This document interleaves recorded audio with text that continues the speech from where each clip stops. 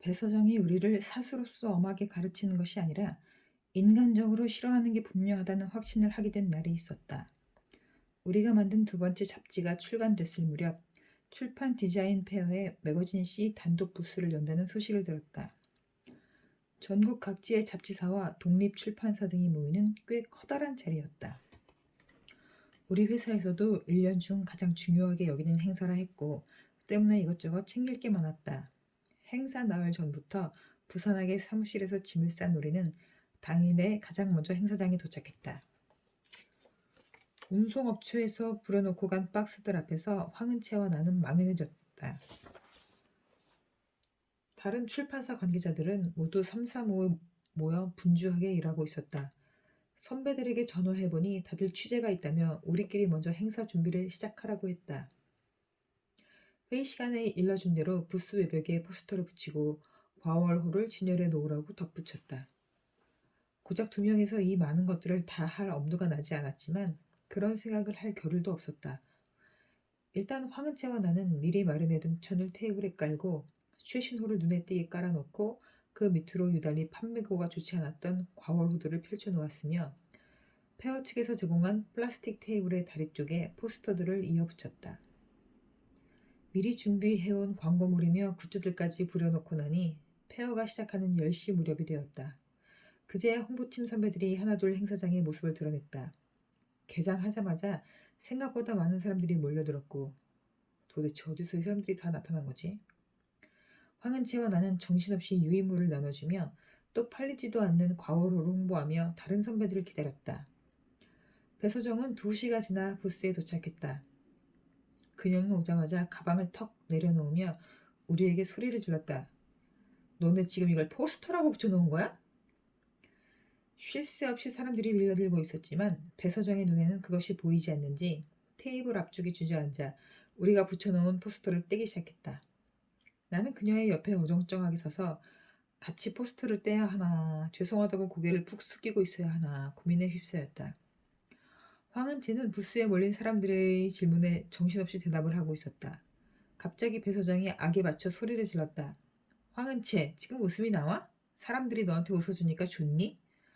너 지금 내가 뭐 하는지 안 보여? 안 보이냐고. 당황한 황은채는 거의 울 것 같은 얼굴이 되었고 부스를 구경하던 사람들도 놀란 표정으로 자리를 떠났다.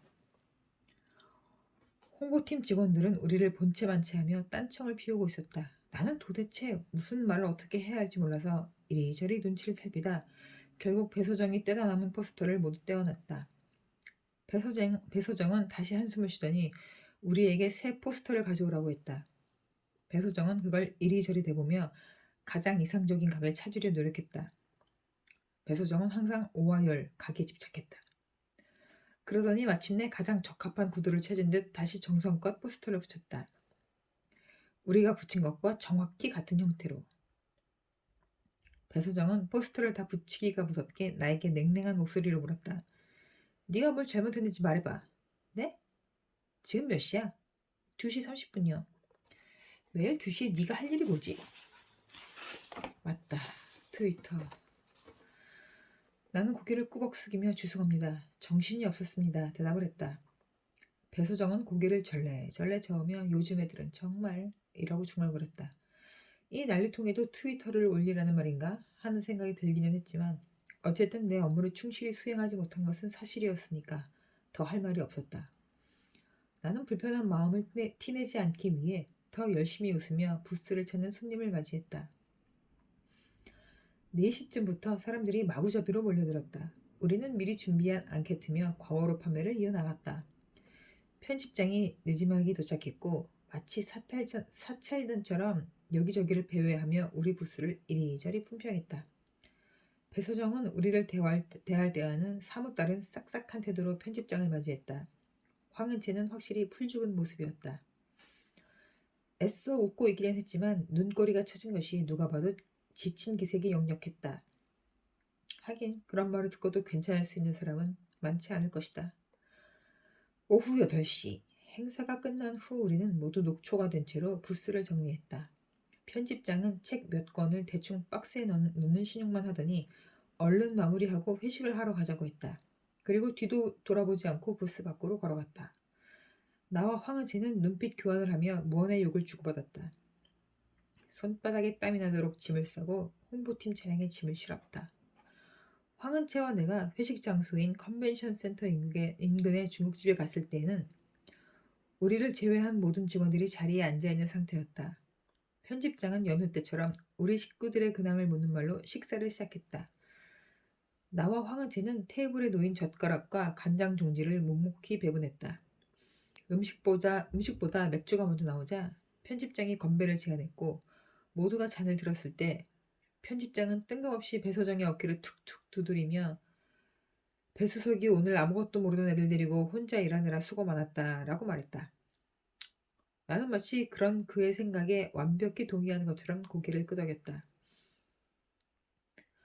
주문한 음식이 나오자 나는 자장면을 코로 마시듯 먹었고 황은채는 짬뽕을 깨작댔다. 볶음밥을 먹던 편집장이 뜬금없이 말했다. 그런데 소정아, 너 남자친구 아직이니? 도대체 저런 사적인 질문을 왜 하는 걸까 생각하고 있는데 배소정이 웃는지 찡그리는지 모를 모호한 표정을 지으며 네 그렇죠 뭐 라고 말했고 사람들이 와하하하 웃음을 터뜨렸다. 황은채와 나는 언제나처럼 서로 눈을 마주치며 이게 웃을 일인지 아닌지 고민했고 그런 우리를 보며 편집장은 얘 얼마 전에 남자친구랑 헤어졌잖아 라고 유쾌하게 말했다. 아무리 가족 같은 회사를 지향해도 이런 얘기까지 나누는 건 정말 아닌 것 같았는데 맞은편에 황은채 역시 당황한 표정이었다. 대화의 주제는 배소정의 연애 얘기로 완전히 넘어가 버렸다. 편집장은 우리 서정이가 대학 졸업하자마자 회사 들어와 일만 하고 사느라 번번이 차이기만 하고 제대로 연애도 못한다며 어디 소개해줄 좋은 남자 없냐고 되게 물었다. 나는 누가 봐도 자기적인 미소를 지으며 적당히 대답을 회피했다. 배소정은 표정 없는 얼굴로 자기 몫의 단무지를 씹었다. 배소정의 연애 대토론이 끝난 후 편집장은 나에게도 여자친구가 있냐는 질문을 했다. 나는 입에 음식이 가득한 채 고개를 완강히 저었다. 그리고 입안에 있는 음식물이 보이지 않게 사력을 다해 미소를 지었다. 배소정은 때를 놓치지 않고 내게 톡 쏘아붙였다.